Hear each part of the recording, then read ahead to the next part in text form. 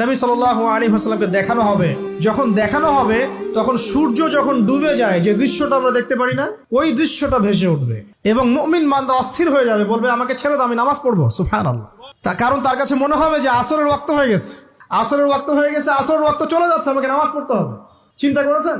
ওই যে একটা হাদিস আছে না, যে 7 শ্রেণীর মানুষকে আল্লাহ রাব্বুল আলামিন আরশের ছায়া ছায়া দিবেন, তার মধ্যে এক শ্রেণীর মানুষকে যার অন্তর মসজিদের সাথে ঝুলে থাকে, তার মন মসজিদের সাথে ঝুলেছিল। এই সূর্য ডুবে গেল বলে আমাকে ছেড়ে দাও, আমি নামাজ পড়তে যাব। তখন ফেরেশতারা বলবেন তোমাকে নামাজ পড়তে দেয়া হবে, তবে তার আগে তুমি এর উত্তর দাও। কি উত্তর? এই ব্যক্তির দিকে তাকাও। তখন নবী সাল্লাল্লাহু আলাইহি ওয়াসাল্লামকে দেখানো হবে, সাল্লাল্লাহু আলাইহি ওয়াসাল্লাম দরুদ পড়বেন। বলা হবে যে এই ব্যক্তির সম্পর্কে তোমার কি ধারণা? মান হাযা রাজুলু বুইসা ফীকুম, এই ব্যক্তি কে, যাকে তোমাদের কাছে পাঠানো হয়েছিল?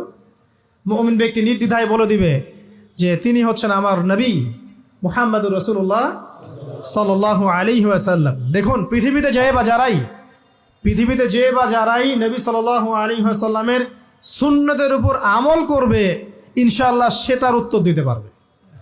দুনিয়াতে যারা নবীর সুন্নতের 5 পয়সা পরোয়া করছে না, তার আদর্শের 5 পয়সা দাম দিচ্ছে না, তারা কোশ্চিনকালে উত্তর দিতে পারবে না।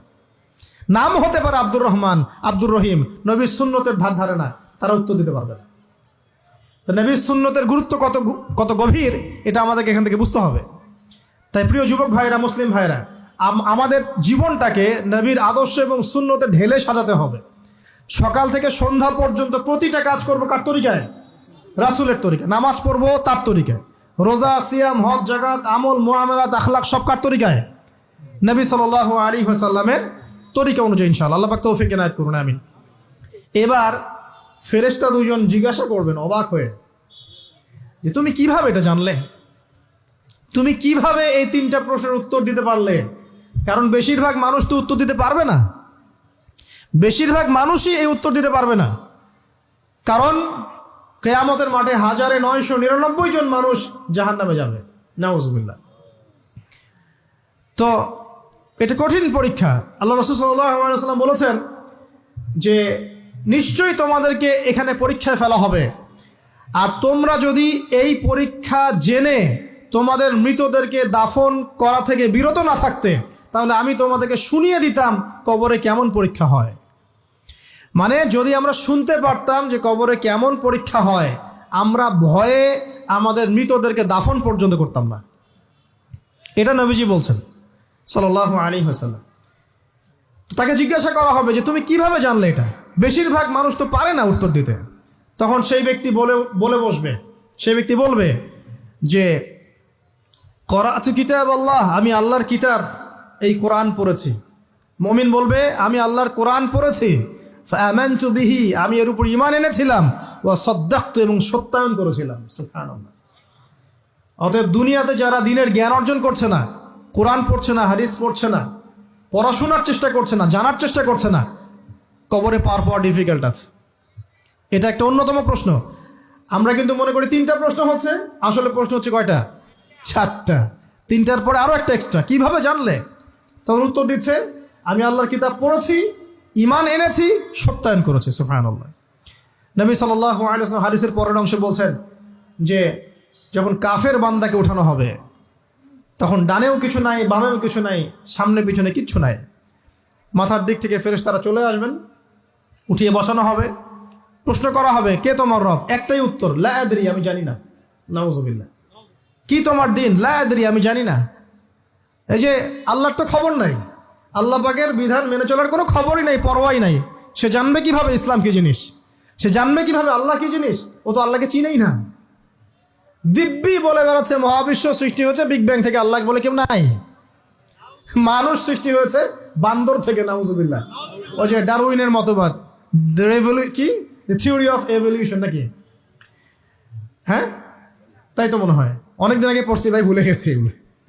তো যাই হোক, মানুষ তো আল্লাহকে চিনছে না। এখনো মানুষ মনে করছে যে আল্লাহ বলতে কেউ নাই। এবং এই মুক্ত চিন্তার নামে, বাক স্বাধীনতার নামে নাস্তিকতার যে চর্চাটা বেড়েছে বাংলায়, এটা আশঙ্কাজনক। বড় বড় বিশ্ববিদ্যালয় থেকে পড়ে আসছে, অনেক সময় দেখলাম বড় বিশ্ববিদ্যালয়ের প্রফেসর, সে বলছে যে মহাবিশ্ব বিগ ব্যাং দিয়ে সৃষ্টি হয়েছে, সৃষ্টিকর্তা নাই এখানে কোনো।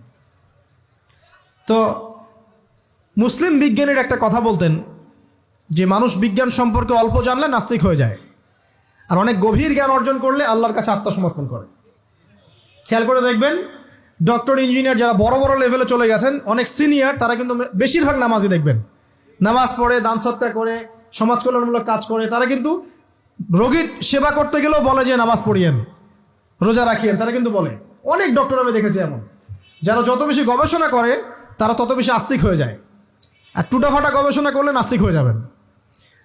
কত প্রশ্ন, ইসলামের এটা কেন, ওইটা কেন, ইসলামে বহুবিবাহ কেন, হ্যাঁ ইসলামে কি পর্দার বিধান কেন, তারপর ইসলামে এত রেস্ট্রিকশনস, এত বাইন্ডিংস কেন, হ্যাঁ স্বাধীনতা নাই কেন, কত প্রশ্ন। ইসলামের এগেনস্টে কত তীর এখন ছোড়া হচ্ছে। তো এই ব্যক্তি কেমন করে উত্তর দিবে যে মাহাদিনুক, তোমার দিন কি? আল্লাহর দিকে কত প্রশ্ন ছোড়া হচ্ছে, কত শিরকের পাপ আমরা করছি, অনেক সময় মুসলিম হয়েও শিরকের পাপ করছি। কিভাবে উত্তর দিবে মান রব্য? 3 নাম্বার প্রশ্ন যখন করা হবে, এই ব্যক্তিকে দেখো দেখি, সে বলবে যে আমি জানি না এই ব্যক্তিকে, তবে শুনেছিলাম, মানুষের মুখে শুনেছিলাম, মানুষ যা বলতো আমি তাই বলতাম। মানে সে রাসূল সাল্লাল্লাহু আলাইহি ওয়াসাল্লামের নাম শুনেছিল হয়তো বা, কিন্তু তার সুন্নত বা আদর্শ কখনো মেনে চলে নাই, পারলো না। এবার জান্নাতি ব্যক্তি হলে কি হতো? ওই যে সূর্য ডুবছিল যেখানে, তার দৃষ্টির সীমা পর্যন্ত কবরকে প্রশস্ত করে দেয়া হতো, এবং জান্নাতের একটা দরজা তার কবরে খুলে দেয়া হতো।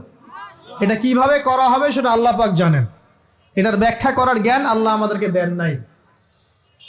যেই মানুষের ক্ষুদ্র জ্ঞানে মানুষ ব্যাকটেরিয়া ভাইরাস নিয়ে গবেষণা করতে হিমশিম খেয়ে যায়, সে মহাবিশ্বের স্রষ্টা নিয়ে কিভাবে গবেষণা করবে? আল্লাহ পাকের অসীম জ্ঞানের সামনে আমার জ্ঞান কি? খুবই ক্ষুদ্র। একটা হাদিসে এসেছে বুখারী শরীফের মধ্যে, যে একটা মহাসমুদ্রের মধ্যে যদি একটা পাখি 1 ফোঁটা পানি উঠিয়ে নিয়ে যায়, ওই 1 ফোঁটা পানি হচ্ছে মহাবিশ্বের জ্ঞান, আর বাকি পুরো মহাসাগর হচ্ছে আল্লাহ পাকের জ্ঞান। তো আমরা এই ক্ষুদ্র জ্ঞানের মানুষ হয়ে আল্লাহর জ্ঞানকে কেমন করে পেনিট্রেট করতে পারি? তো আল্লাহ পাক জান্নাতের দরজাগুলো খুলে দিবেন, একটা দরজা খুলে দিবেন, সেখান থেকে বাতাস আসবে, সে জান্নাতের নাজ নেয়ামত উপভোগ করতে থাকবে, এবং তার রূহটাকে সবুজ রঙের পাখির আকৃতিতে জান্নাতে রেখে দেওয়া হবে।